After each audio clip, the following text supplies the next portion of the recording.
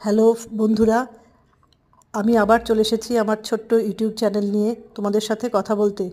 আজকে দেখো সকালবেলা দেখছি ওপরে গেছি, আমাদের ওপরে একটা ব্যালকনি আছে, ব্যালকনির সামনে কাঞ্চন ফুল গাছ আছে। গাছটা প্রায় ব্যালকনিতে টাচ করে গেছে এবং অনেক বড় হয়ে গেছে। একটা বগনভেলিয়াও আছে পাশে, সাদা এবং লাল দুটো কালারের বগনভেলিয়া হয়।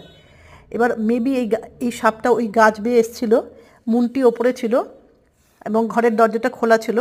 সেখানে ও গিয়ে দেখছি ও পাপোশের মধ্যে কি একটা নিয়ে খেলছে।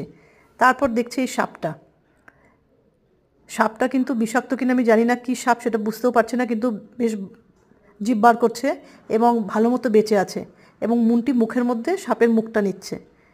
আমার একমাত্র কনসার্ন যে মুনটির যেন কোনো ক্ষতি না হয়।